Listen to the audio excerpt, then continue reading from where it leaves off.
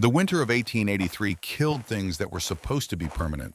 Emmett Voss understood this at 4 in the morning on the 24th of January, standing in his bedroom in the dark with his boots already on, listening to his house argue with itself. The joists overhead flexed against the cold. The window glass in the north-facing frames had contracted enough to pull away from their putty seals, and through those hairline gaps came a sound that was not quite wind, more like the territory itself exhaling through clenched teeth. He had built this house with Douglas fir hauled from Minnesota at considerable expense. He had built it with real glass windows and a stone foundation and a porch that faced west so a man could stand in the evening and look at what he'd made of the land below. He had built it to last. He crossed to the window and used his thumbnail to scrape a circle in the frost that had built up on the inside of the glass. Through that circle, maybe 30 feet of visibility before the storm swallowed everything. He couldn't see the new stable he knew stood 40 yards out, the one that had cost him $340 in 3 weeks of his best carpenter's time. The one he'd been proud of in the particular way he was proud of everything he constructed, which was the pride of a man who equated the quality of what he built with the quality of what he was. He angled his view upward toward Ridgeback Hill on the western edge of the flats. The smoke rose thin as a pencil line from the hillside. Straight up, not torn sideways the way every other wisp of anything was being torn in this wind, because it was rising from somewhere protected enough that the draft at its source was still clean and steady. It came from the ground itself, not from a chimney stack, not from any structure a reasonable person would recognize as a structure, but from the earth of the hill, which had been doing this since October, and would apparently keep doing it long after Emmett's firewood ran out, sometime before the next morning. He stood at the frost circle for longer than he meant to. 8 months ago, he had told that girl she wouldn't survive October. He pulled on his coat and went downstairs to count what remained of the wood. That was the 24th of January, 1883. The story of how the smoke got there begins 8 months earlier, on a morning in May, when the prairie grass along the Coulter Creek bottomland was just starting to show its first serious green, and a girl walked into Harrow Flats, Dakota Territory, carrying everything she owned in a canvas bag that had once held flour. Wren Calloway had been walking for 11 days. She was 17 years old with black hair thick enough to hold its own braid without pins, dark brown eyes that had the quality of arriving at conclusions before they'd finished looking, and skin that ran a shade deeper than her father's Scottish side, would account for the Osage half the half that had come from her mother who had died when Wren was 6 and left her with a stepfather in Topeka who had tolerated her presence for 11 years before deciding he no longer needed to. Her left shoe had worn through at the heel. The muscles along her spine had developed a specific burn that started each morning about an hour into walking and became background noise by noon. She had $18 sewn into the hem of her skirt, 2 years of domestic wages kept hidden in plain sight, the portion her stepfather hadn't managed to locate and redirect, and a letter at the bottom of her bag that she had read 3 times on the road without once deciding whether to burn it. Her stepfather's handwriting, which was the careful handwriting of a man who had learned to write late. "You are your mother's mistake. Don't come back." She had folded it each time and kept walking. Harrow Flats occupied a shallow basin in the eastern Dakota Territory, where the land flattened out so completely that you could stand at the edge of town and see weather coming for 40 minutes before it arrived. 35 households strung along 2 dirt roads that crossed at a right angle, with Mabel Storch's Mercantile at the corner occupying the largest wooden structure on either road. The settlement existed because the Homestead Act had told people that land was free if they were willing to fight for it, and the people who had come here had fought grasshoppers, drought 3 previous hard winters, and had developed in the survival of those fights the specific stubbornness of people who have staked too much to admit they might be in the wrong place. They did not trust outsiders easily. They trusted young women arriving alone with visible pregnancies not at all. Wren pushed through the door of Mabel Storch's Mercantile and immediately understood the room. 6 men. 2 of them found something urgent to examine in the shelf of lamp oil to her left.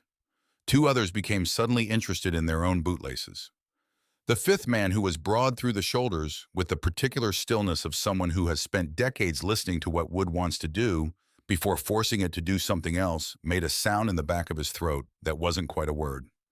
Wren cataloged him. Cal Briggs, she would learn, 52 years old, 28 years of carpentry behind him, the kind of confidence in his own expertise that has never been seriously challenged and doesn't know it. The 6th man stepped forward. Emmett Voss was 54 years old and the most prosperous man within 50 miles of Harrow Flats. He owned the best farmland in the valley and a cattle operation that had weathered the previous two winters better than anyone's. And he wore both facts the way he wore his coat, as though they fit him correctly because he had earned the right to their fit. His mustache was trimmed with the precision of a man who considers presentation a form of argument.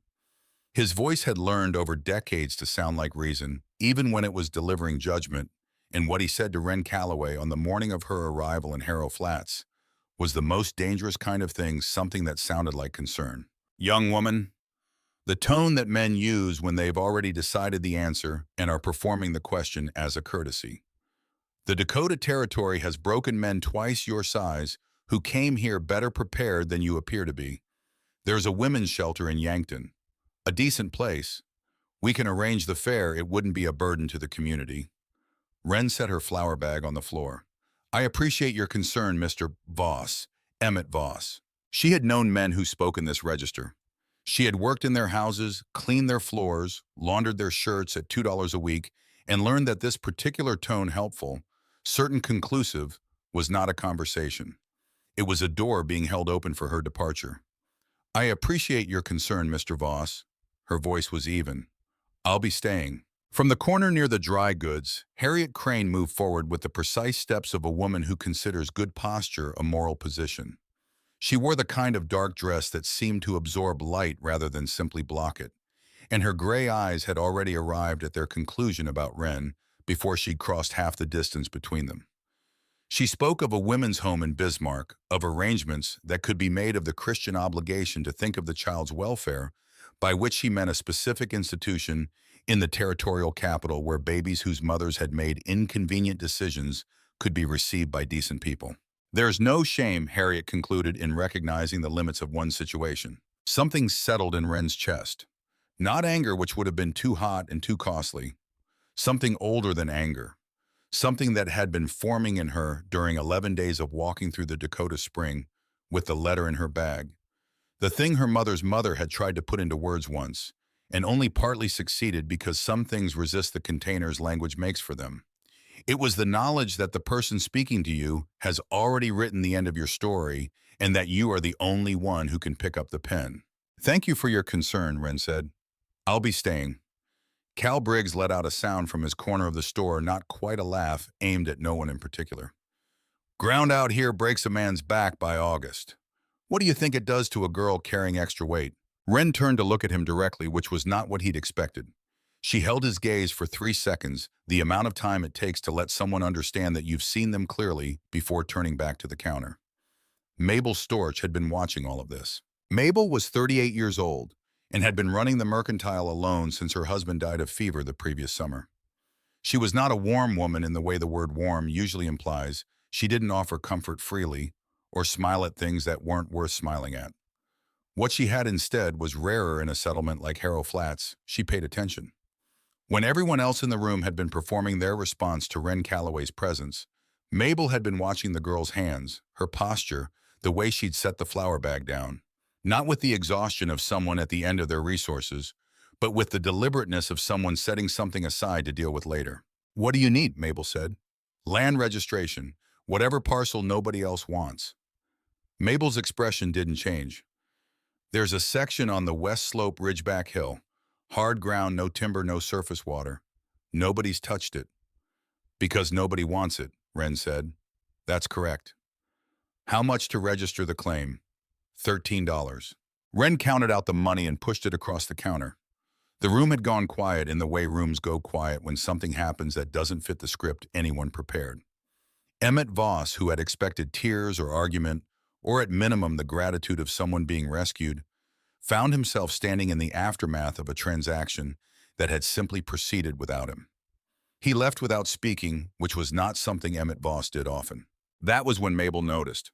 She noted it in the same private mental ledger where she recorded everything that seemed worth remembering, and then she reached under the counter and produced a small leather-bound notebook, which she set between herself and Wren with the deliberate care of someone placing something valuable. I'll extend you credit, Mabel said. For supplies. You'll sign for it now, and when I've figured out what I want in return, I'll come and tell you. You can settle then. Wren looked at the notebook. It could have been a trap or an opportunity. At 17 with $13 gone and a Dakota winter ahead, the only honest answer to that question was that it was probably both, and she was going to have to go through it either way. She signed. Ridgeback Hill was everything Mabel had described in a persuasive argument against human habitation. The western slope caught the full weight of whatever the territory decided to throw from the north, which in Dakota territory was considerable and personal. The soil was dense, the color of old bone, the kind of ground that looked as though the life had been pressed out of it over centuries by something that hadn't liked it.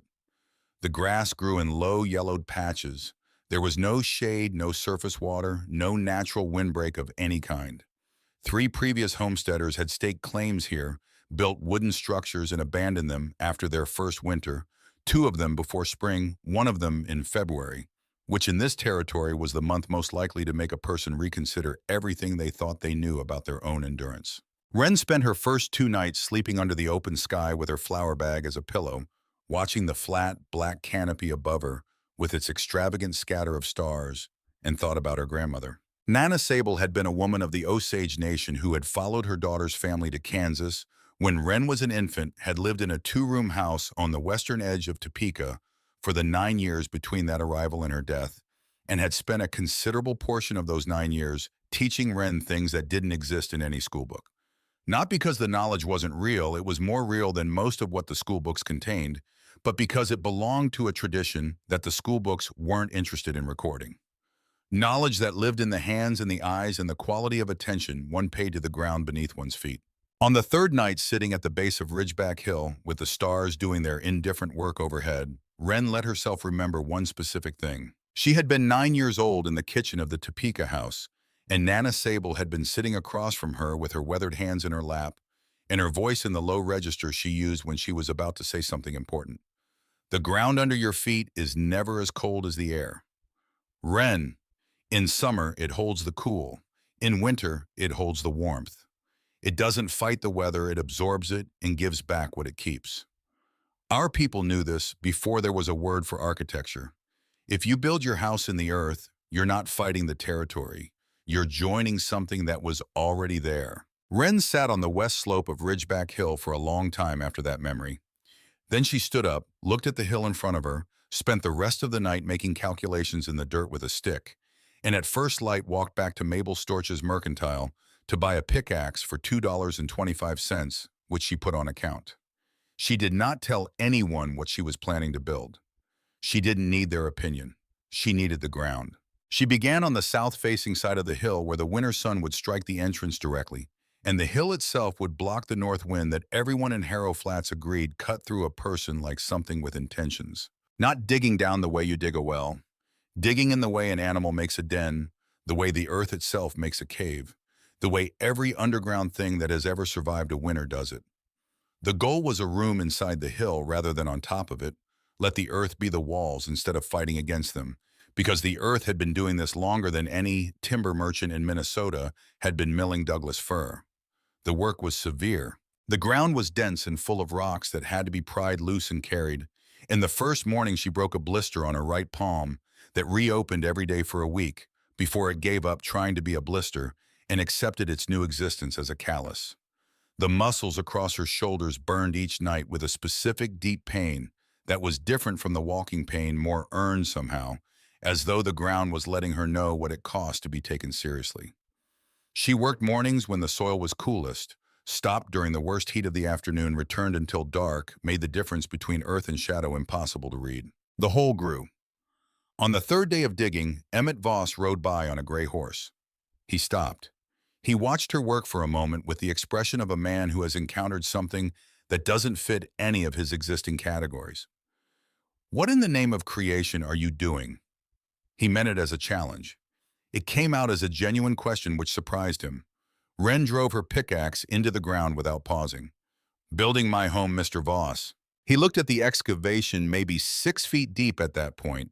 Still rough, still more geological curiosity than human intention. "That's a hole in the ground. Civilized people build walls." Civilized people lost fingers to frostbite and wooden walls last winter. She looked up at him then, just for a moment. I checked the territorial land records at Mabel's before I chose my parcel. Emmett Voss had a specific relationship with being answered.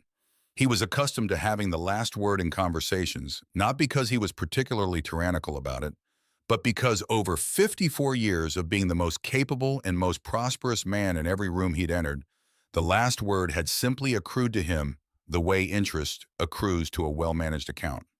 The girl with the pickaxe had just said something that was either very stupid or very calculated, and the unsettling thing was that he couldn't immediately determine which. He spurred his horse and rode away without responding. Mabel Storch, who happened to be making a supply delivery to a farm a quarter-mile south that afternoon, had witnessed the exchange from a distance. She noted it in her private ledger. The notation was brief, but she would return to it several times in the months that followed. Cal Briggs came by on day 5 with a wagon carrying leftover lumber from a project good pine, straight-grained more than enough to frame a small structure. He set the brake and climbed down with the generous expression of a man delivering charity he considers a kindness. The lumber was genuinely good. The offer was genuinely sincere. Wren understood both these things. "I can't use it," she said, "but thank you." Cal's expression shifted through several registers' confusion, then the particular stiffness of a competent man whose competence has been politely declined. "This is quality pine. Properly framed, it'll stand for 20 years. I know, I'm building something that needs to stand for longer than that." She said it without heat or self-importance, which made it worse somehow. Cal climbed back onto his wagon with the lumber still in the bed and drove away. His son Decker, 15 years old, with his father's broad forehead and a quality of open attention that his father's certainty hadn't yet trained out of him, had ridden along and now sat on the wagon seat watching the work with an expression Wren couldn't fully read from her position in the excavation. It wasn't dismissal. It was closer to a question he didn't yet have language for. Harriet Crane came with 3 women from the church circle on the 6th day. They brought bread which was genuinely welcome and a reiteration of the Bismarck home arrangement which was not. Harriet spoke of clean names and reasonable limits and the obligations of Christian women to recognize when they had exceeded the proper bounds of independence. Wren accepted the bread with courtesy that stopped precisely at her eyes, thanked them in a voice that gave nothing away, and watched their shapes diminish across the flatland. That night she sat at the entrance to her unfinished work and let 2 tears run down her face. Then 2 more. Then she stopped performing restraint and let herself cry properly, the kind that uses the shoulders and doesn't concern itself with dignity, for about 10 minutes. She had learned from Nana Sable that grief given its proper time tends to finish, while grief that is refused tends to compound until it finds its own exit. 10 minutes later, she wiped her face with the back of her work-roughened hand, picked up the pickaxe, and went back to the ground. She had been at the work for 3 weeks when she had the only evening that seriously tested her certainty. The excavation was proceeding correctly by every calculation she'd made in the dirt. The dimensions were nearly complete: 4 meters wide, 6 meters deep, the ceiling at its apex high enough to stand upright without stooping. The south face was taking shape, oriented to catch the low winter sun. The entrance would open into the protection of the hill's own mass. Everything she was building followed the logic that Nana Sable had given her, and that she'd spent 3 days observing the hill to confirm. But that night, alone in the half-finished hole with the prairie dark pressing down from above, she sat with her back against the raw earth wall and understood for the first time that understanding something in principle and doing it alone from a standing start with $11 in credit and no one to ask were different categories of knowledge. She was not afraid of the work failing. She was afraid of a more specific thing, that she was the only person on earth who would know it had failed, because she was the only person on earth who had believed it could succeed. She sat with that for 20 minutes, not 1 minute, and then courage 20 real minutes in which she didn't move and didn't pick up any tools and genuinely didn't know. Then she did something she hadn't allowed herself since Topeka. She took the letter from her bag and read it one more time. "You are your mother's mistake.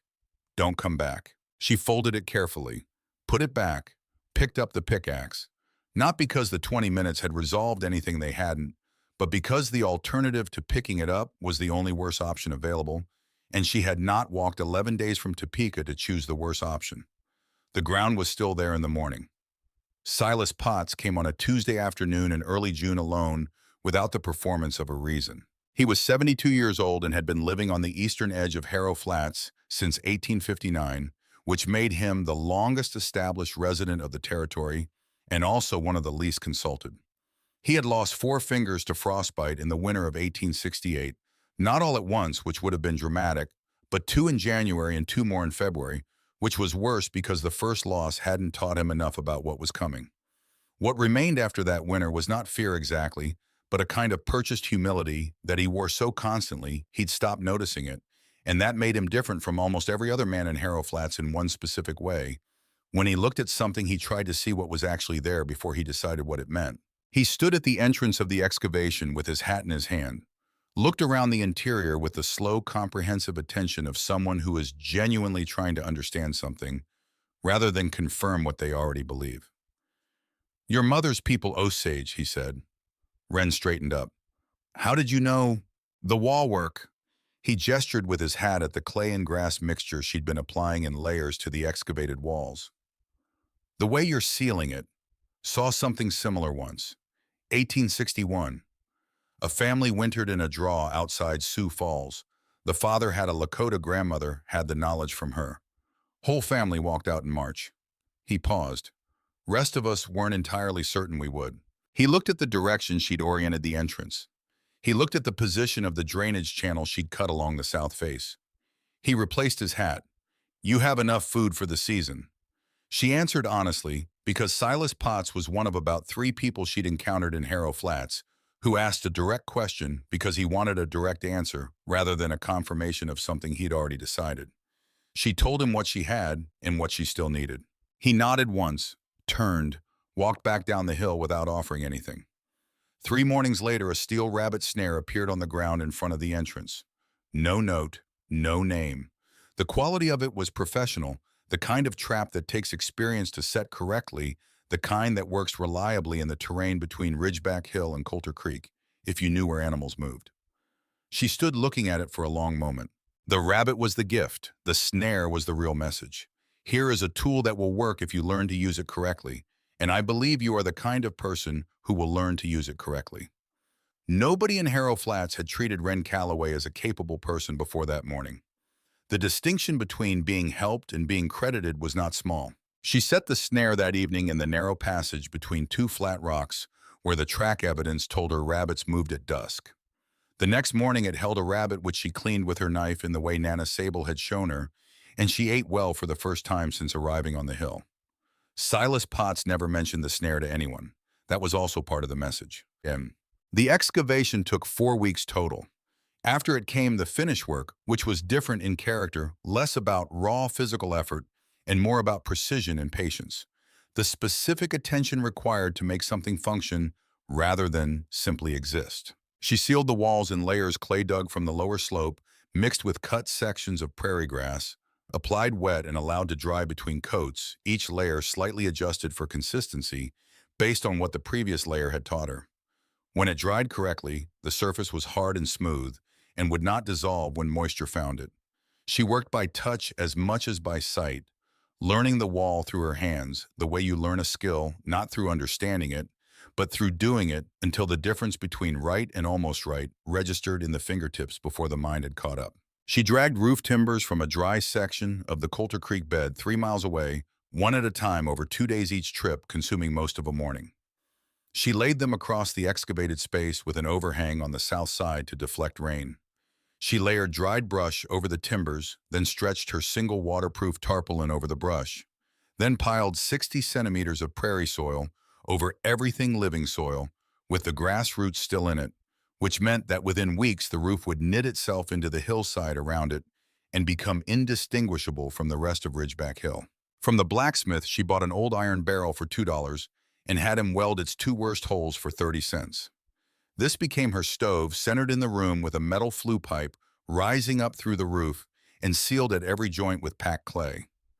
Before she placed the barrel, she dug a pit beneath its intended position and filled it with flat stones, hauled from Coulter Creek stones, that would absorb heat over hours and release it slowly through the night, maintaining temperature long after the fire itself had gone to coals. The floor she paved with the same flat creek stones set slightly lower than the entrance threshold, so that cold air, being heavier than warm, would pool at floor level, while breathable warmth rose to the height of a living body. The door she built from salvaged shipping crate wood, purchased for $1 from Mabel. Not beautiful, but functional, and critically, it opened inward. Wind pressure would seal it tighter rather than tearing it from its frame. The two windows were openings the size of a large Bible set in the south face and covered with oiled paper stretched over frames they admitted diffuse light without admitting the wind. She counted the total at the margins of Nana Sable's Bible when it was done $14.60. She had 20 cents remaining, 3 potatoes, half a bag of flour, and a tin of lard. Mabel Storch came to Ridgeback Hill on a Thursday afternoon in late July, arriving in the unhurried way of someone who has decided on a thing and is not concerned about the timing. She had closed the mercantile early the first time since her husband's funeral, and she carried the leather notebook with Wren's signature on its first page. She descended the entrance step and stood in the interior of the finished dwelling. The room held a steady warmth that bore no obvious relationship to any fire currently burning, because there was no fire. The walls were smooth and slightly cool to the touch, the way earth is at depth, and they held the temperature of the season the way a river holds water, not because anyone asked it to, but because that is simply what the depth does. Mabel stood in the center of the room for a long moment. Whatever she had been prepared to conclude about this structure had been arrived at before she descended the step, and what she found when she got inside was not what she'd concluded. She sat down. "I know what I want," Mabel said.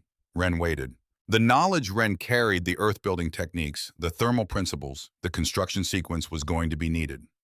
Come spring, new families would arrive in the Dakota Territory from Ohio and Illinois and Minnesota with homestead claims and no capital. They would need to survive their first winter.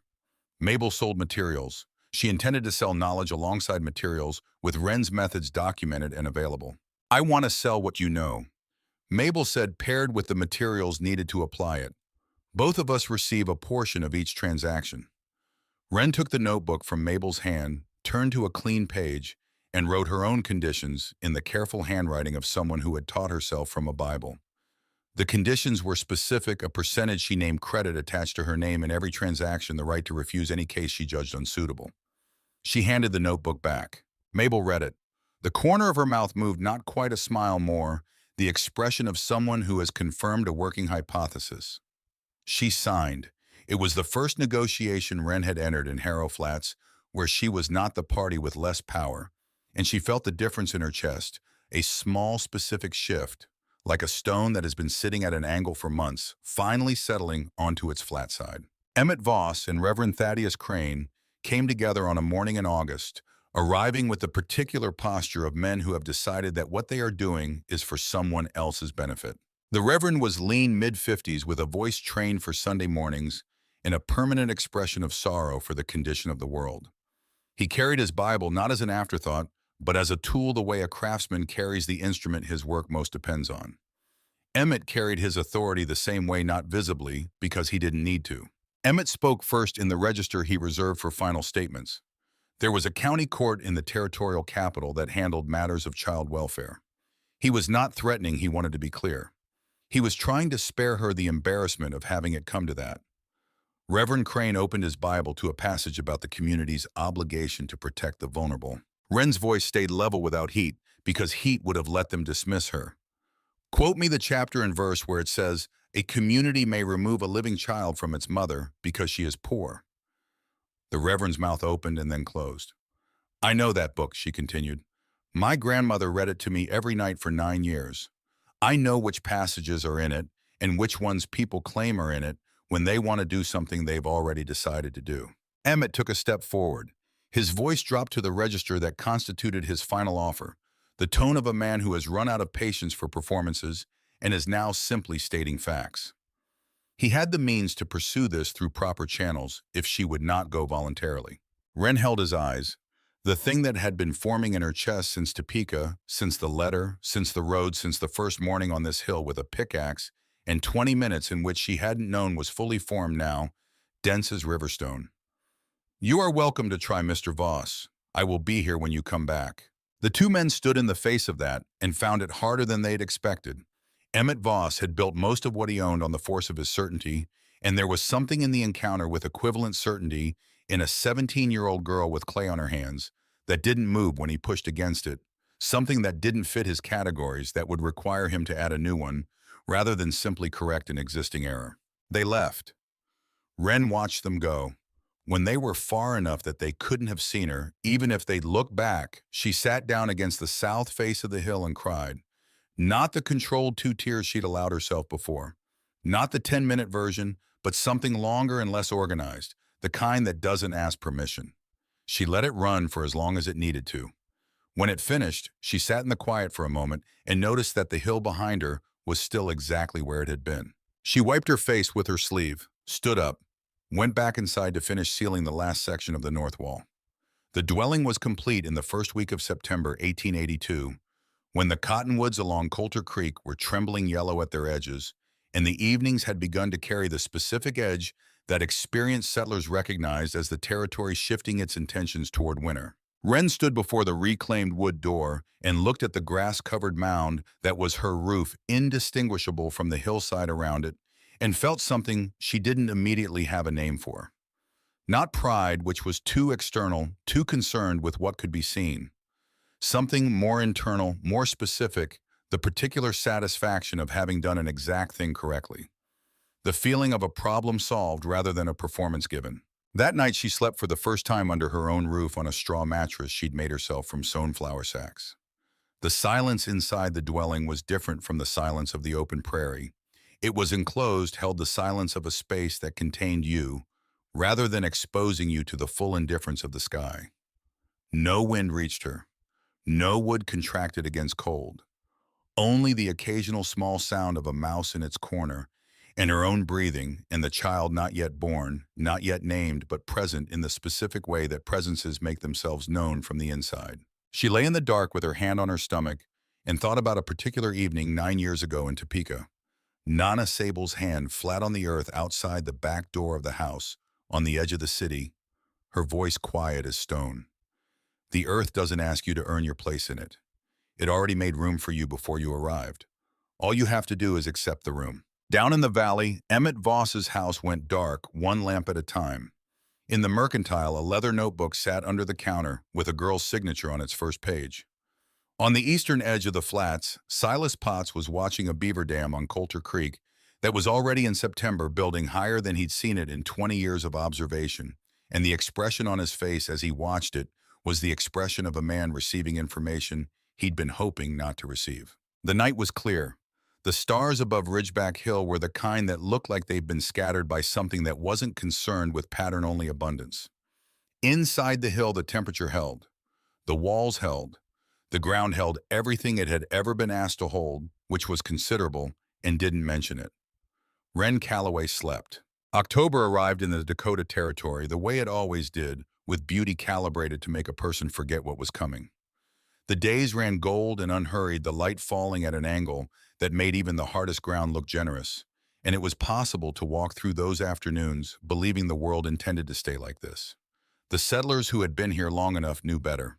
They had learned to read October the way a careful man reads a contract, looking past the pleasant surface language for the clause that changes everything. Emmett Voss was adding a covered walkway between his house and the new stable he'd completed in late summer. The stable had cost him $340 and represented the finest outbuilding within 60 miles of Harrow Flats, framed with seasoned lumber, roofed with double-layered boards packed with straw insulation, fitted with real glass in the ventilation windows. He had designed it himself with the confidence of a man whose previous constructions had all performed as intended, which meant the confidence of a man who had not yet built something that failed under the specific conditions this particular winter was preparing to provide. Cal Briggs was finishing the new room on the north side of his house, the one he'd been planning since spring. The stove he'd ordered from a supplier in St. Paul had arrived in September, a handsome piece of ironwork enameled dark green with a firebox designed for sustained burning, and a flue system the supplier's catalog described as engineered for optimal draft in high-wind environments.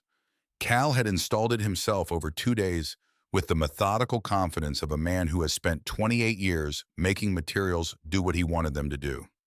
The flue ran straight up through the new room's ceiling and out the north-facing roof pitch. He had not noticed, could not have noticed, without a winter-sustained north wind, to reveal it that the geometry of the roofline created a pressure differential that would push combustion gases back down the flue rather than drawing them out. The catalog had not mentioned this possibility. The supplier was in Minnesota. Rowena Briggs had developed a cough in late September that she described to anyone who asked as nothing serious. It had the quality of something positioning itself for a longer stay. Decker Briggs had stopped pretending he needed a reason to go up Ridgeback Hill. He showed up on a Wednesday afternoon in early October with no explanation offered, stood at the entrance to the dwelling and waited until Wren stepped aside. Inside, he moved around the perimeter of the room, slowly touching nothing, his eyes doing the work his hands wanted to do. The temperature differential between the outside air and the room's interior was already noticeable. Not dramatic, not the aggressive warmth of a stoked fire, but something steadier and more fundamental, like the difference between a lamp and the sun. "It's already warm in here," Decker said. "Outside's been cold since last week." The earth stores what the season gives it. Wren was sorting dried herbs into clay pots, her hands moving with the efficiency of someone who has learned not to waste motion. Summer's heat is still in the ground at this depth. It doesn't know yet that the surface has changed its mind. He looked at the organized provisions, the hanging dried meat, the clay pots of flour and grain and salt arranged by frequency of use. The fuel supply stacked in the alcove she'd cut into the west wall, specifically to keep it dry without requiring the main door to open. He was doing arithmetic, she could see it in his face. The arithmetic of someone comparing what this looked like from the outside with what it actually was on the inside, which was a complete system rather than an improvisation. "How long will your stores last? April if I'm careful, March if the winter runs hard." He stood with that for a moment. Then, "My father is building a new room. He's proud of the fireplace." Wren said nothing, which was its own kind of response. Decker heard it anyway. He came back Thursday. He came back the following Monday. Each time he watched her work, the way she managed the barrel stove's draw, the way she checked the wall seals by pressing her palm flat against each section in sequence, the way she moved through her own space with the unhurried economy of someone who has internalized every dimension of where she lives. He didn't ask many questions. He was the kind of person who learns by watching first, then asking what watching doesn't answer, which is rarer at 15 than it sounds. On his fourth visit, Cal caught him coming through the door at home. Cal had been in the kitchen when Decker arrived, and the single second of hesitation before Decker answered the question of where he'd been was 1 second too many. Cal's face went through something complicated. He struck his son once across the face, not a beating, not violence that leaves lasting marks, but the kind that is meant to draw a line. Decker absorbed it without sound and went to his room. Cal stood in the kitchen with his hand still raised to approximately chest height, the way a man's arm stays after a gesture whose purpose has already been spent. He hadn't planned to do that. He also wasn't certain he'd been wrong to. Decker had said before the blow, "She knows things you don't know about building for Winter Father. I'm not saying that to disrespect you. I'm saying it because it's true and I thought you'd want to know." 28 years. Cal had built everything from grain bins to churches in this territory, and he had built them well, and the evidence of that quality stood in a dozen structures across the Harrow Flats Valley. His son was 15 and had spent 4 afternoons watching a girl who had arrived with a canvas bag and dug a hole. Cal lowered his hand. He stood at the kitchen window, looking in the direction of Ridgeback Hill, not seeing it through the distance, but knowing where it was. He didn't go up the hill. He wasn't ready for what going up the hill would require him to admit. Dorinda Voss came on a Tuesday morning in the second week of October alone, without telling Emmett where she was going. She was 48 years old, had been married to Emmett Voss for 26 years, had lost a child in the winter of 1874. A boy of 2, their second son Thomas, in a house that was smaller than what they had now, but not so small that it should have failed them. Emmett had built a larger house the following spring. Then a larger one still. The house they lived in now was the 4th version, each iteration a specific response to the one that had preceded it, each one better insulated, better framed, better equipped with the things that wood and glass construction could provide. She had never told Emmett that the problem she felt in those houses was not one that more lumber could solve. She descended the entrance step, and her whole body changed. The tension she'd been holding against the expected cold dissolved into something she hadn't encountered in a house before. A warmth that wasn't asking anything of her, that had no fire to tend or fuel to add, that simply existed in the ground around her, the way groundwater exists below the surface, not because someone put it there, but because this is what the depth is. "My lord," she said quietly. They sat. The silence between them had the quality that sometimes develops between women who recognize something in each other before they have language for what they're recognizing. I lost a child in the winter of '74. Dorinda's voice held the evenness of someone who has lived with a thing long enough that it no longer requires ceremony to be spoken. He was two. Thomas. The house we had then, Emmett built a bigger one come spring. Then another. Every winter a bigger house, better materials, more firewood stacked. She looked at her hands. None of them have ever felt like this. Wren didn't rush the silence that followed. She had learned that some things needed their full space or they compressed into something smaller than what they actually were. How did you know it would work? Dorinda asked. I didn't know. I trusted what my grandmother told me, watched how the hill handled the fall, did the work. A beat. Knowing and trusting are different kinds of certainty. Knowing is faster. Trusting is harder to break. Dorinda nodded once, slowly, the nod of someone filing something away in a place she intends to return to. Before she stood to leave, she said, "When it's time, don't be alone. There may be more choices than you think." She offered no elaboration. She climbed the entrance step and walked back down toward the valley without looking back. That night in the big house at the valley center, after their sons were asleep, Emmett sat with Dorinda at the kitchen table in the diminished light of a single lamp. It was Dorinda who spoke first. "Do you ever think about Thomas?" Emmett was still for a moment. Thomas was not a name they said often. The not saying of it had become so habitual over 9 years that the name now carried the weight of its own absence. "Yes. Every house you've built since then, I've known what you were building it for." Her voice had the quality of someone setting down a fact they've been carrying at an angle for too long. A house that couldn't happen again. Emmett looked at the lamp.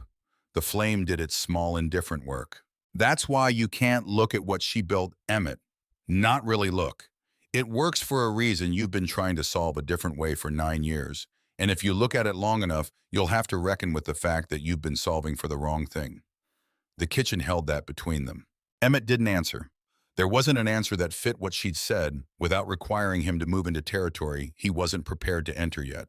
He sat with it the way you sit with something that's true before you've decided what to do about its being true. Eventually, he added a log to the stove that didn't strictly need one and went to bed.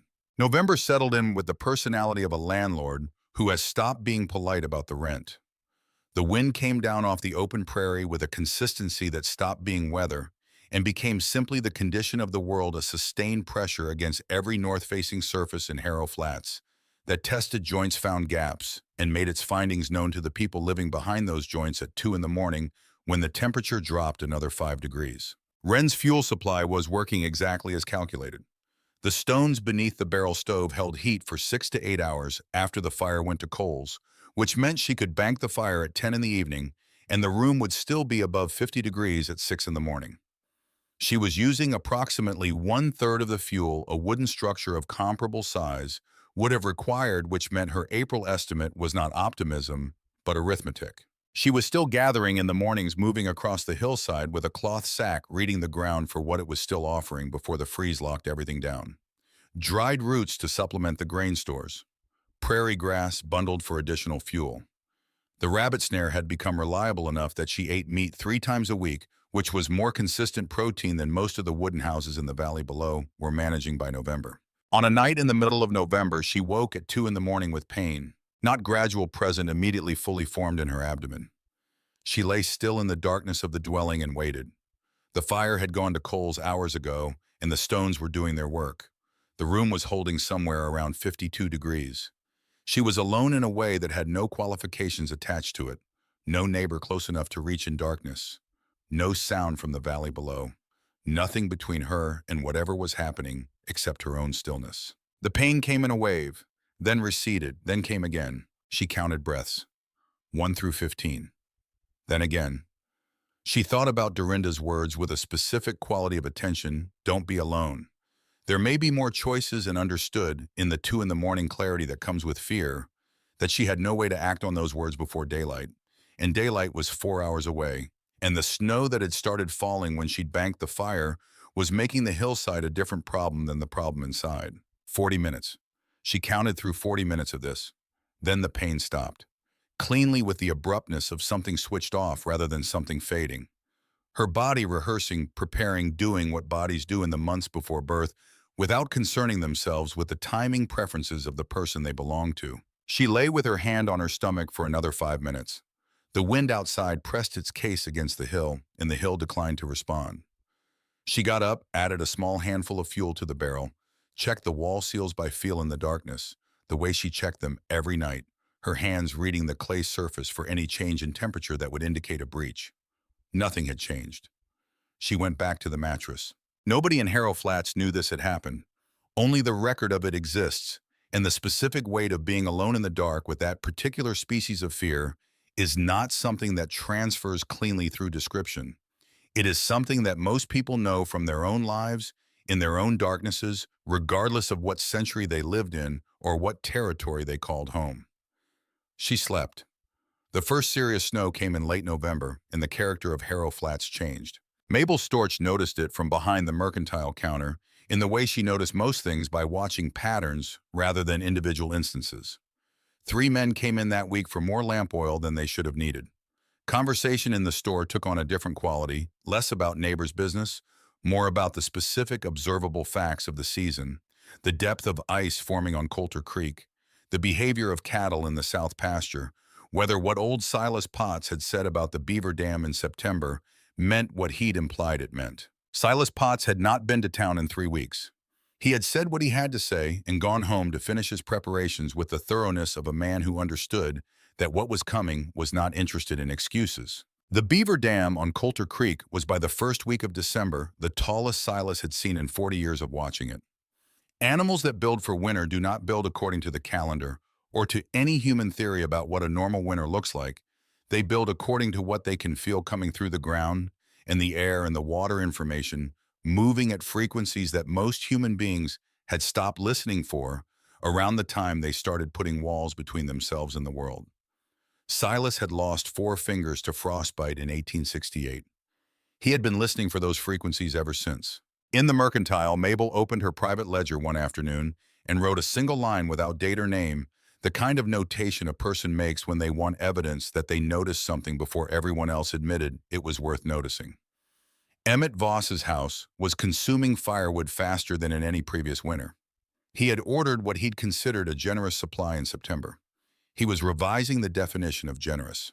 The new Briggs room was creating problems Cal couldn't trace to their source. Rowena's cough had deepened as November turned to December, settling into her chest with the patience of something that has found a good location. The new room, despite the expensive St. Paul stove, ran 5 degrees colder than the rest of the house in sustained north winds.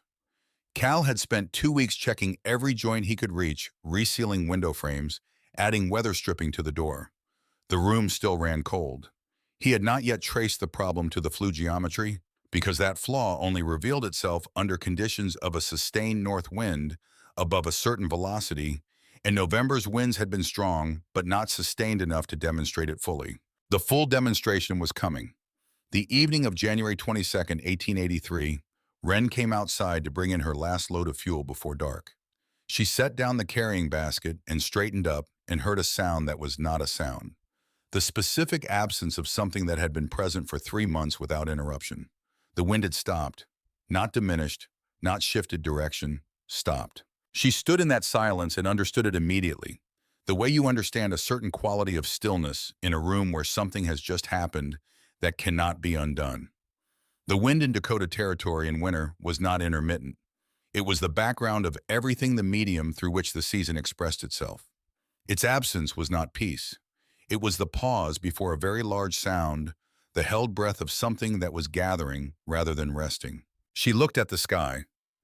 The northwestern horizon had gone the color of old bone yellowish, without depth, carrying no suggestion that there was anything behind it, except more of itself extending to wherever the atmosphere ended. The birds that had remained through December were gone, not relocated to a different field, not settled into the tree line along Coulter Creek. Absent. The kind of gone that means the information was unambiguous. She went inside. She added fuel more than her evening amount, significantly more, the amount appropriate for a fire she intended to sustain rather than bank. She checked every wall joint by pressing her palm in sequence against each section of the sealed surface. She checked the flue seal. The door fit the position of the water she kept stored in sealed clay vessels away from any wall that might transmit freezing temperatures. She inventoried the fuel alcove. She inventoried the food. She had done everything she knew how to do. The room was warm. The stones were charged. The walls were sound. The stores were full. She sat on her wooden stool with her hand on her stomach, where the child moved in the slow, deliberate way of someone doing a thing for reasons of their own. Outside, the sky continued its color change, slow, certain the way all large things move when they have already decided what they're going to do. The morning of January 23rd, 1883, began with a stillness so absolute that Harrow Flats felt suspended in something other than air. Wren was already awake before 4. Something in the quality of the silence had pulled her up from sleep, the way a sudden sound would have, because the absence of something that has always been present can be louder than any noise. She had her fuel loaded and her water verified and her door checked before the first ice needles came in sideways off the open prairie. That was what arrived first, not snowflakes, but ice crystals, driven horizontal by a wind that had apparently been conserving itself for precisely this moment. It arrived not in gusts, but as a sustained force uniform, an unyielding pressing against every exposed surface in the Dakota Territory, simultaneously and holding. Within an hour, the temperature had dropped 15 degrees. By noon, it had dropped 25 more. Inside the dwelling on Ridgeback Hill, the barrel stove ticked quietly. The floor stones were warm under their flat surfaces. The temperature held. Outside, the world had become a single, undifferentiated roar of white. In the Voss house, the 3 fireplaces were running at full capacity before noon. Doyle and his younger brothers were rotating through the house on 2-hour cycles, feeding fuel to all 3, keeping the wood moving from the stack along the exterior wall to the interior boxes.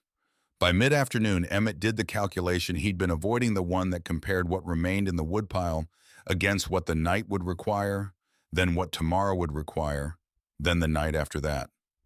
The number he arrived at was not the number he needed. He added a log that wasn't in the plan, sent his family to bed, sat alone by the kitchen stove, and said nothing to anyone. In the Briggs house, the new room demonstrated its flaw definitively. The sustained north wind created exactly the pressure differential the flue geometry had been waiting to reveal. Combustion gases pushed back down the stack, smoke filling the room faster than the stove could warm it. Cal sealed the new room entirely and moved everyone into the main house.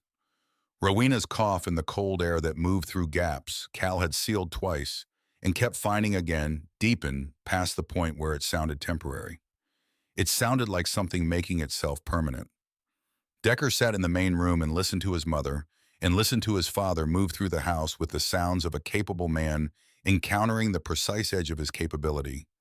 And he understood something that 15-year-olds sometimes achieve precisely because they haven't yet learned to protect themselves from understanding. There was a place not far from where he was sitting that was warm and built correctly for exactly this, and he did not say it aloud because he knew what saying it would cost, and because his father was not yet in the place where he could hear it.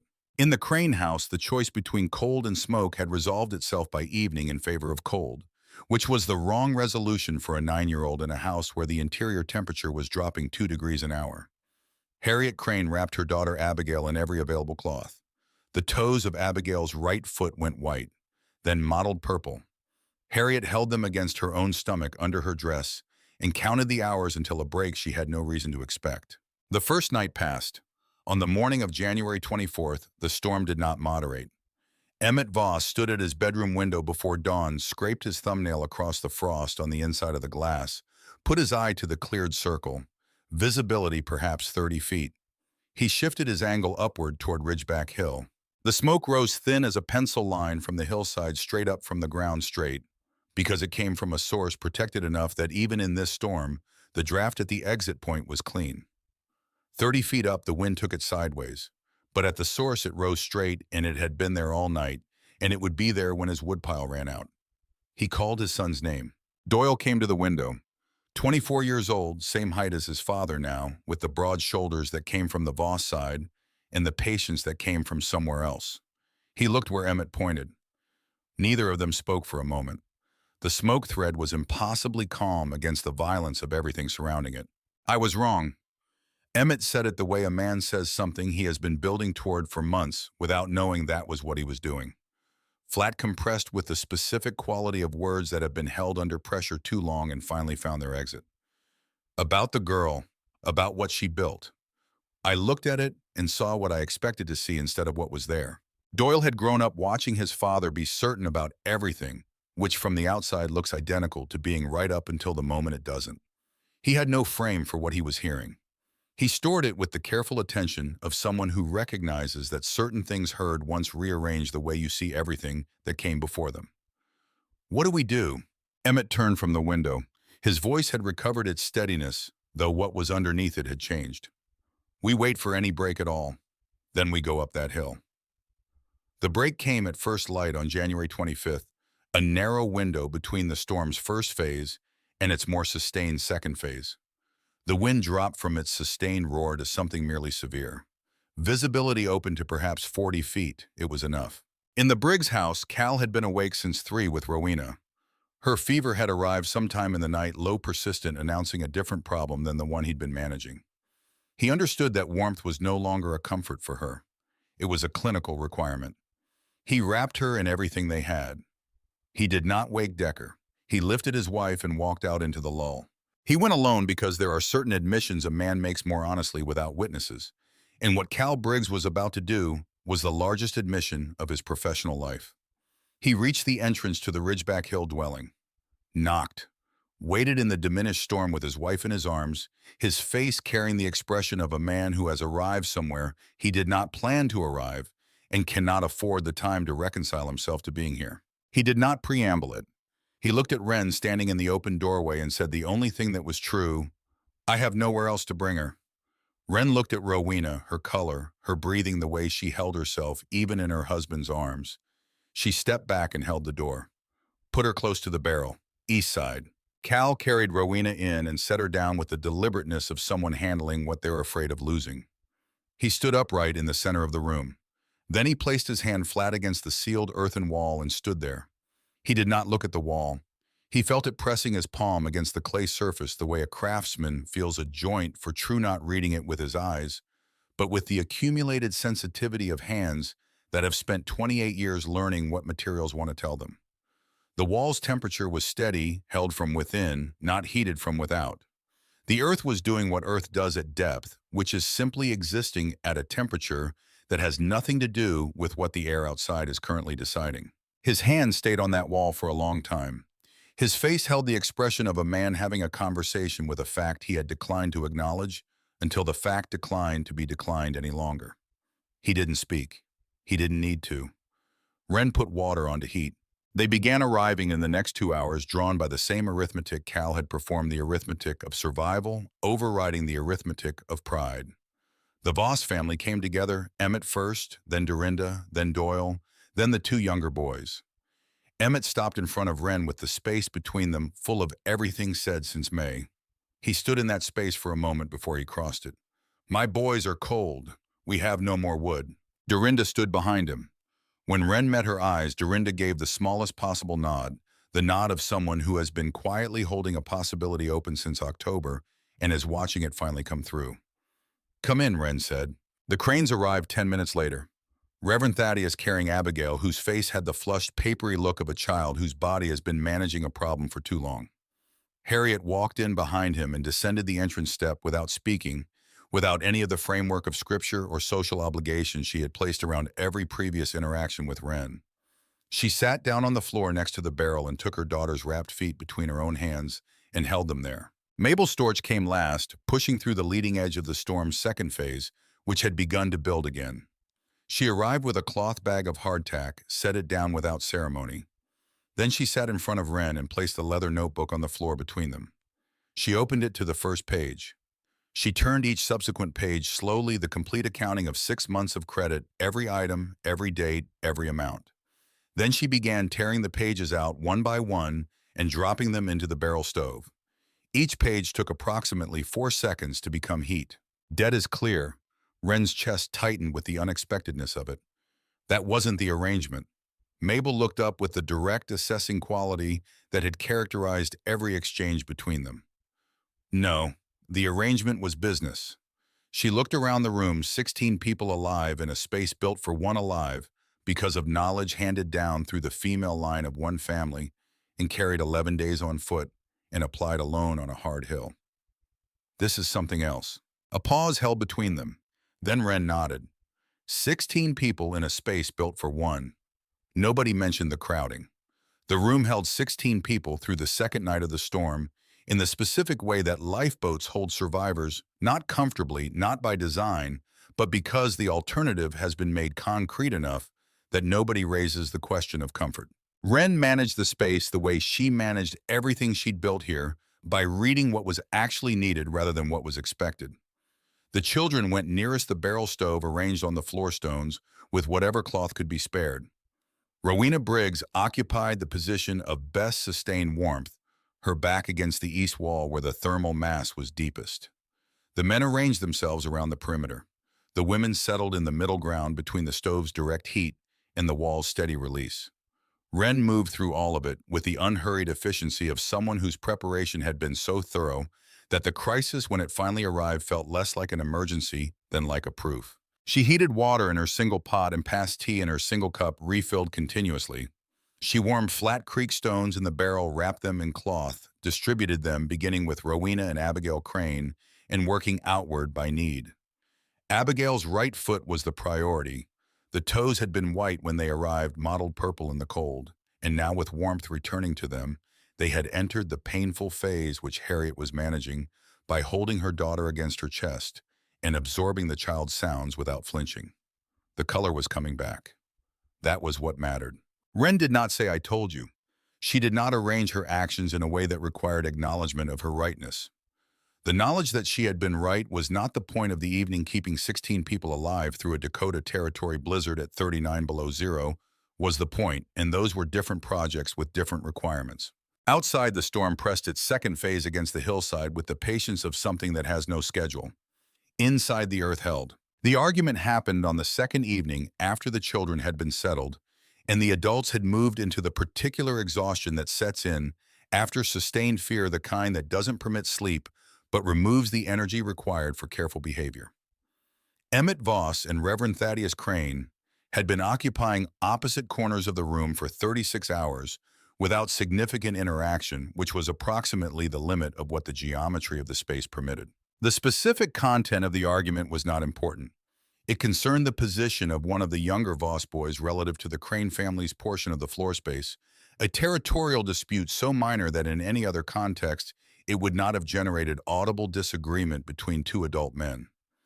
What it actually concerned was the pressure of 2 days of cold and fear, and the deeply uncomfortable experience of being wrong about something that had mattered, compressed into a space where neither man had any of the usual mechanisms for managing that pressure. No authority to invoke, no exit available, no version of the room in which either of them was the one the room organized itself around. Decker Briggs was sitting approximately 4 feet from where the argument occurred.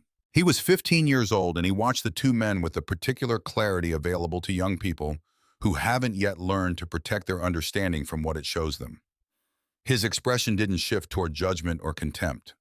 What it held was something more patient than either the look of someone who has already formed a picture of the kind of man he doesn't intend to become, and is watching that picture get confirmed in real time. Emmett saw the boy's face. He stopped in the middle of a sentence. He looked at Decker at the quality of attention the boy was paying, at what that quality of attention cost, and what it meant that a 15-year-old was paying it at this specific moment. Something moved through Emmett's expression, not shame, which is too self-focused, but something more outward-facing. The recognition that being witnessed by someone who is still deciding what kind of man to be carries a particular weight that being witnessed by another adult does not. He sat down. "I apologize, Reverend." Flat, genuine, without the defensive architecture that men typically build around apologies to make them feel smaller. "That wasn't necessary." Reverend Crane looked at Emmett, then at the floor. The moment required its space. "No," Crane said at last. "It wasn't." Wren had not looked up from what she'd been doing, which was rewrapping the warm stones for redistribution. She said, without directing it at anyone in particular, "Doyle, would you help me move the fuel from the outer alcove to the interior shelf? The door seal holds better if we don't open it more than once tonight." Doyle Voss stood up immediately. The physical work gave the room somewhere to put its attention, That wasn't the two men sitting in the aftermath of what they'd just done. The moment passed into the past where it belonged. Later, when the fire had gone to coals and the stones were doing their sustained work, when most of the room had found the shallow sleep that extreme fatigue eventually forces. Regardless of circumstances, Decker came to sit near Wren. The lamp was low. The temperature outside was pressing its maximum weight against the hill's exterior. "Why did you let us in?" He wasn't challenging her. The question was genuine, the kind that a person asks because they need to understand something about the world that the world hasn't adequately explained yet. Wren considered it with the seriousness it deserved, because turning someone away from warmth when you have it is a choice you carry for the rest of your life. Not as guilt as shape. It changes the shape of who you are. She looked at the coals in the barrel. "My grandmother taught me that the earth doesn't ask whether you deserve to come in. It made room before you arrived. All you have to do is accept the room and extend it when you can." Decker was quiet for a time. "My father put his hand on your wall today. He stood there a long time." "I know. I don't think he knew he was doing it."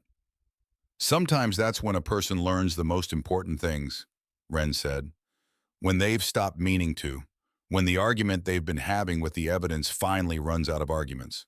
Decker reached out and pressed his own palm flat against the earthen wall beside him. The wall was warm, not hot, not the aggressive warmth of something burning, but the deep, patient warmth of something that has been here since before the question of warmth was a human concern. He held his hand there. Wren watched him and thought about Nana Sable and about the specific way knowledge moves through time. Not in books, not in institutions, but in hands pressed against walls, in the quality of attention a person brings to a thing they're trying to understand through their body rather than their mind. The storm ended on the morning of January 26. It didn't fade. It stopped, exhaled its final breath sometime before dawn, and left behind a silence so complete that the people inside the dwelling woke to it simultaneously, the way people wake to a sound because the cessation of 60 hours of sustained roar registered in the sleeping body as an event. Eyes opened across the room. The quality of the air had changed. Wren opened the door. The world outside was white from one horizon to the other, the specific white of a landscape remade overnight. Not the dingy, worked-over white of a storm in progress, but the clean, luminous white of aftermath reflecting the early sun in a way that made the eyes contract. The sky above was a blue so saturated it looked applied rather than natural, the blue that appears after extreme events, as though the atmosphere is compensating for what it just did. The temperature outside was still 20 below zero, but windless cold at 20 below is a different animal than 39 below in a sustained gale. Every person who came through the doorway understood the difference in their body before their mind had processed it. They gathered on the hillside in a loose group, squinting in the brightness, and looked down at Harrow Flats. The Voss stable $340 season lumber double-layered roof had lost its midsection entirely. The roof peak had collapsed inward. The side walls had blown out at their bases where the wind load had found the weakest point in the frame connection. Dark shapes in the snow around it told a story that Emmett did not walk over to read more closely. He stood on the hillside looking at it from a distance he did not close. He did not speak. His face held the expression of a man who is not surprised but has not yet arrived at what comes after not being surprised. The Briggs house stood, but the new room's roof had a visible sag at its eastern corner, where the rafter connection had failed under sustained load. The north-facing window had been pushed inward by ice expansion, leaving a rectangular opening that had been admitting outside air for an unknown number of hours. The expensive stove from St. Paul was still in there, perfect in a room that had failed around it. The Crane house had lost its front porch entirely, the posts sheared at their bases, the decking scattered into the snow along with a section of the main roof above the parlor. The chimney that had given them the choice between cold and smoke had a visible crack in its exterior stonework, running diagonally from the third course above the roof line to somewhere below the eave. Wren turned and looked at what was behind her. The snow had drifted up against the south face of Ridgeback Hill and covered the entrance overhang entirely. The roof's 60 centimeters of living prairie soil, with its grass roots still working, had been compressed by the accumulated snow into something denser than it had been, more integrated with the hillside around it. The vent pipe rose from what appeared to be unbroken earth. There was no structural evidence of the past 60 hours. No cracking, no displacement, No collapse anywhere in the visible surface. The hill had absorbed what the storm delivered the way the ground absorbs everything, completely without record, without drama, without any interest in being acknowledged for the effort. They left in stages as the morning warmed toward merely cold. The Voss family, first the boys needing to assess what could be recovered from the stable before temperatures dropped again. The Cranes next, Reverend Thaddeus carrying Abigail, whose color had returned overnight, whose foot would bruise but not lose the toes. Mabel characteristically had already been gone for 20 minutes before anyone noticed her absence. She had not waited to be thanked. Cal Briggs was last among the men. He had stayed to ensure Rowena could walk steadily before asking her to, and she could, her chest still rough, but her fever broken in the night, the warmth having done what the warmth needed to do. He got her to the entrance, helped her up the step. Then he stopped. He turned back to face Wren in the bright, cold morning. He stood for a moment in the particular silence of a man who has been a craftsman for 28 years and is about to say something that costs him in proportion to what his craft has meant to him. I've built things my whole life. His voice was even the evenness of someone working through an accounting rather than performing an emotion. Good things, things I was right to be proud of. He looked past her at the hillside, at the indistinguishable line between her roof and the hill around it. I built this winter wrong. The new room, the fireplace, the flue I built the way I've always built with the materials I've always used, solving the problem I thought I was solving. A pause that held real weight. The way I've always built wasn't wrong. It wasn't complete. Wren met his eyes. When you're ready to talk about it, come in spring. Bring your notebook. It was the most professionally significant exchange Cal Briggs had participated in across 28 years of building things, and both of them understood that without either of them needing to say it. He nodded once, turned, went down the hill. Emmett Voss had already started toward the valley when he stopped. He turned back and climbed up to where Wren was standing. Doyle waited at the bottom, watching his father make the return trip. Emmett extended his hand. Wren looked at it for a moment, at the hand that had gestured her toward Yankton on the morning of her arrival, at the hand that had built the stable, now half buried in snow 40 yards from his front door. Then she took it. The handshake lasted longer than handshakes typically last, which is what happens when a handshake is doing the work that neither party has found words for yet. I said you wouldn't survive October. Emmett said, his voice carrying the quality of a man using an unfamiliar instrument with more care than usual. Then I said you wouldn't survive the winter. I was wrong both times. He held her gaze. About the dwelling, about you, about what a person is capable of when the people around them are too certain to look properly. He released her hand, went down the hill. At the bottom, Doyle fell into step beside his father, and Emmett placed his hand on his son's shoulder as they walked, the gesture carrying the weight of the frost-scraped window 2 mornings prior, the weight of what had been said there, the weight of everything a father transmits to a son in the moments when he is being honest rather than instructive. Harriet Crane was last. She stood before Wren after her husband had gone ahead with Abigail, and the silence she held at the start of it stretched past the length of comfortable silence into something that required more honesty than comfort allows. She looked at her own hands. Then she looked up. I came to your land twice. Her voice was careful, deliberate. The voice of someone who has been composing this for days and is now committed to delivering it precisely. Both times I told you what to do with your life, as though I carried the authority to know it. I assigned that authority to myself. A longer pause. I assigned it because I was frightened of something I couldn't name, and I aimed that fear at you because you were in a position where you couldn't push back. She stopped. When she resumed, her voice was lower. The child you're carrying deserved better than what I offered her mother.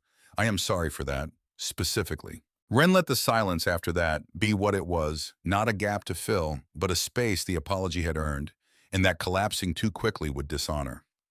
She looked at Harriet Crane and saw past the dark dress and the acquired authority and the gray eyes that had arrived at conclusions before they'd finished looking, the person who had been genuinely frightened of something she lacked the language for and had turned that fear outward in the direction of the least defended target available. It was not an excuse. It was an explanation, which is a different thing, and it was the first honest offering Harriet had made her. I know what it is to be frightened of something you can't name, Wren said. I've been living with that since before I got here. Harriet looked at her, a real look unfiltered by the apparatus of judgment that had preceded every previous one. What she found recalibrated something in her expression. The 17-year-old she was looking at had been alone on this hill for 8 months and had not once let anyone see how uncertain she'd been, and that required a specific kind of fortitude that Harriet had spent 8 months failing to recognize. "I'll come in spring," Harriet said. "If you'll have me." "Yes," Wren said. "Come in spring." It wasn't forgiveness dispensed from a position of grace. It was a door open to the possibility of something that would need to be built slowly with attention from the ground up. The same as everything else worth having. Harriet took her daughter's hand, went down the hill. Wren stood alone on the hillside in the bright, cold morning and looked at what the storm had done and not done. Then she went inside and slept for the first time in 3 days. March came in the way Dakota Territory springs come, not gently, not as a gift, but as a negotiation between the season that was leaving and the one that intended to replace it. The ground cycled through states until it finally committed to warming and meant it. Cal Briggs arrived on the first Thursday of March, as he had said he would, with a leather notebook and a pencil and Decker beside him. He had brought his son without announcement, which was itself the announcement. After the day the storm broke, Cal had found Decker in the evening and given him the pencil and the notebook without preamble or apology. 2 words: "Come with me." Decker had understood what those 2 words were doing the work of and had stored them in the same careful place where he stored everything that mattered. They sat on the floor of the Ridgeback Hill dwelling. Father, son, the girl who had built it, and Cal asked questions with the precision of an expert in a related field, encountering a different tradition of expertise.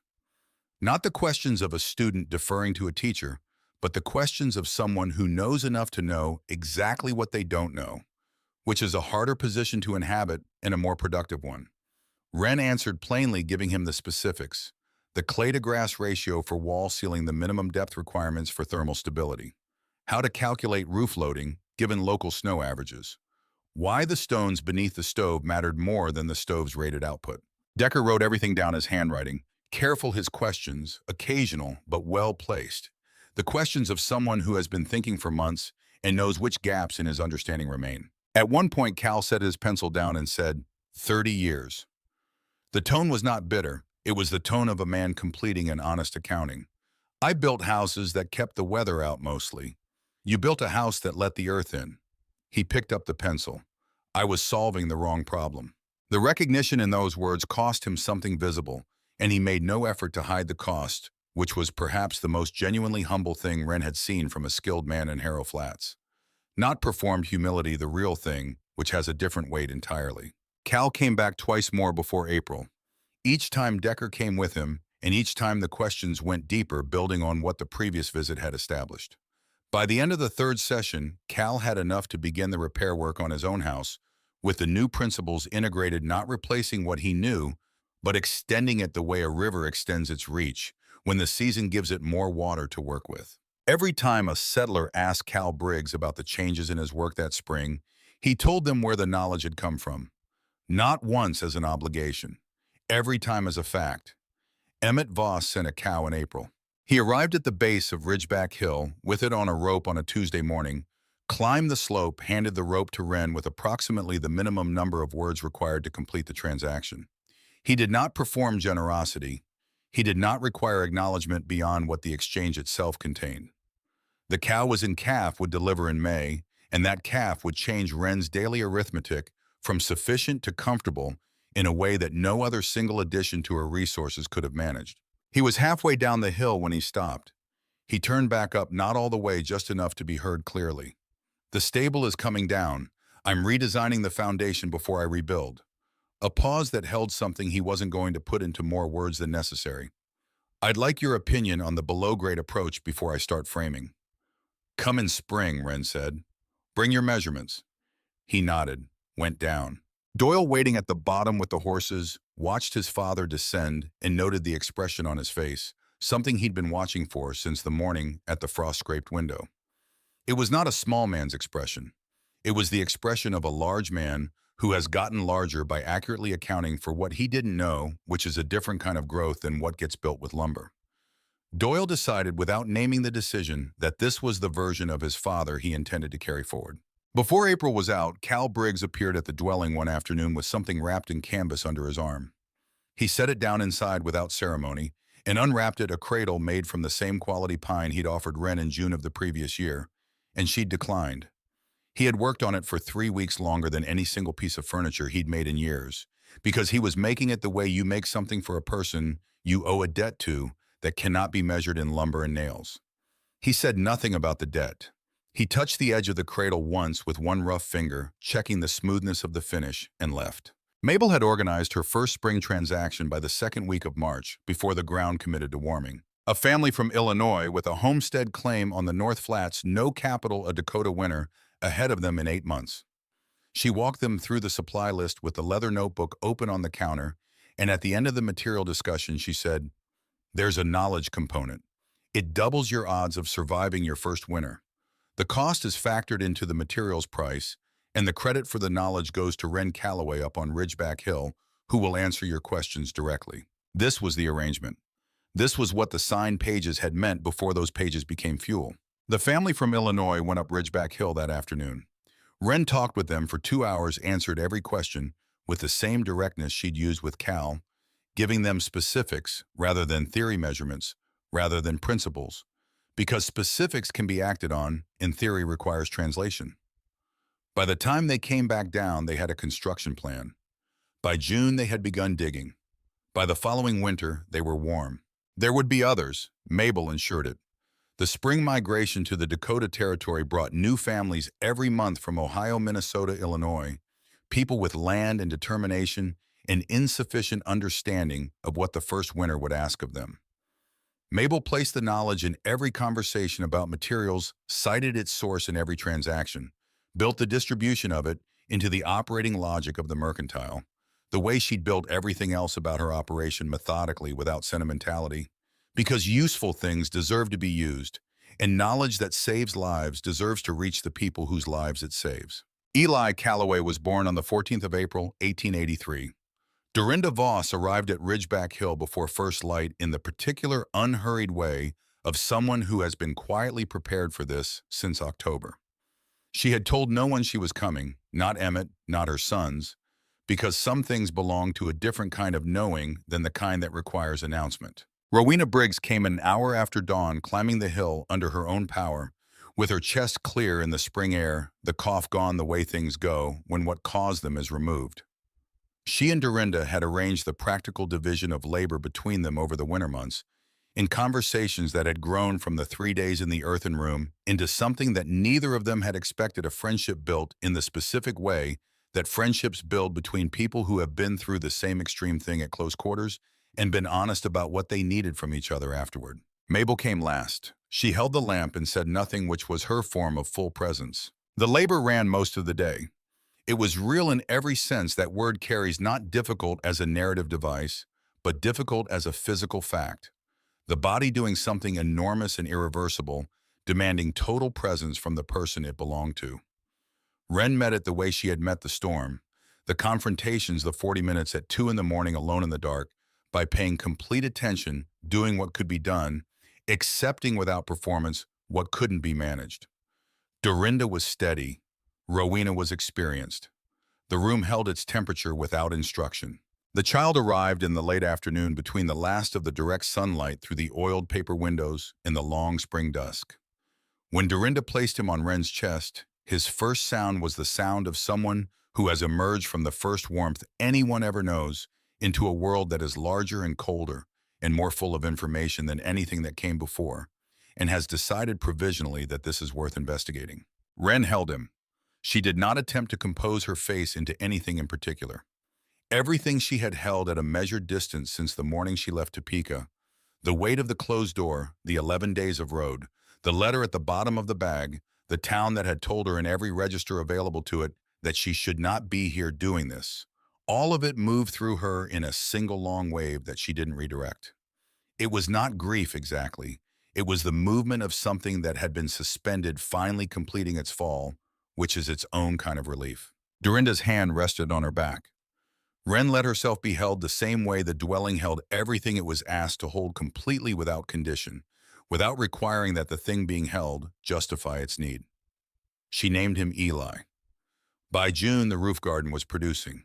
The depth of soil above the dwelling combined with the temperature stability below it had created growing conditions that surprised even Wren, who had calculated the yield potential in advance and still found the reality exceeding the calculation. The roots went deeper than they would in surface soil. The germination rate was higher. The plants that struggled everywhere else in the valley's uncertain spring weather showed a consistency up on Ridgeback Hill that Wren attributed to the same fundamental fact that governed everything else about the structure. The ground at depth doesn't know about late frosts. People came up the hill to see it. Not just new settlers, people who had lived in Harrow Flats for years, who had tried kitchen gardens on the flatland and lost them to the temperature swings of Dakota spring. They came to look at the green things growing in a grid above the home's living ceiling, and what they saw recalibrated something in their understanding of what this place permitted. Decker Briggs had begun the dwelling on the adjacent hillside in late May. He had arrived one morning with two specific technical questions, the kind that told Wren he'd been thinking carefully and had identified precisely what he didn't know, listened to the answers, gone away, to think about them, returned with a shovel. The family he was building for had arrived from Minnesota with a claim on the eastern slope and no money and a first winter ahead of them. They were paying Decker in labor, which he had determined was sufficient because a 15-year-old in possession of genuine knowledge is capable of deciding what that knowledge is worth in a given exchange. He worked with the focused quiet of someone who has found the specific thing they know how to do and understands why it matters. Not the performance of competence, the substance of it, which looks different and sounds different and has a different quality of silence around it. On a morning in early June, before the heat of the day had established itself, Wren sat at the entrance to her dwelling with Eli asleep in the cloth carrier against her chest. The valley below was ordinary in the way that places become ordinary after they have done something extreme. The houses stood where they always had smoke. From morning fires rose into the clear air. A dog crossed the road at the valley's center. Someone's hammer struck something with the particular rhythm of deliberate construction. The cottonwoods along Coulter Creek had fully leafed. On the eastern bend of the creek, Silas Potts stood in his usual morning position at the edge of his property, watching the beaver dam with the patient attention of a man who has learned to pay the world its proper respect, and who was this morning watching the water move normally again, and noting that the animals had already begun adjusting the dam's height downward, now that the thing they'd been preparing for had passed. He did not look up toward Ridgeback Hill. He didn't need to. He already knew what was there.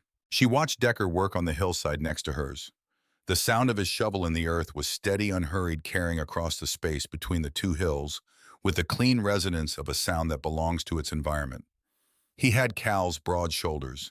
He had something Cal hadn't given him, an openness to evidence that had survived contact with his father's certainty without being reshaped by it, which was its own kind of inheritance, the kind that passes between people who choose it rather than the kind that simply accrues through proximity. Eli breathed against her chest, the slow, even breathing of someone who has not yet learned to doubt the world's capacity to hold him. The knowledge was moving now. It was in Cal's notebook in Decker's hands, in the two families already building on the North Flats, with Mabel's materials and Wren's instructions. It would be in more hands before the next winter arrived, and in more still the winter after that, because knowledge that keeps people alive has a way of finding the people who need it if there is any mechanism at all for its transmission. The mechanism was a woman named Nana Sable, who had understood that the most durable form of inheritance is not property but knowledge, and had spent the 9 years available to her, giving it to the one person in her proximity who would carry it forward. The mechanism was a girl who had walked 11 days with that knowledge in her hands and a letter in her bag, and had chosen under conditions that made the choice genuinely difficult to use the knowledge rather than let the letter define the terms. The mechanism was a 15-year-old on the hillside next door, working with the seriousness of someone who has understood what the work is for. The knowledge was older than any country that had claimed this land. It was older than the names that had been placed on the territory, older than the arguments about who owned what, old as the ground itself holding its warmth through every winter that had ever pressed down on it, doing it without drama, without requiring acknowledgement, without any interest in being credited for the constancy. It had held her. She held Eli. The shovel struck the earth on the adjacent hillside, even and sure moving in the direction of the next winter and all the winters past it.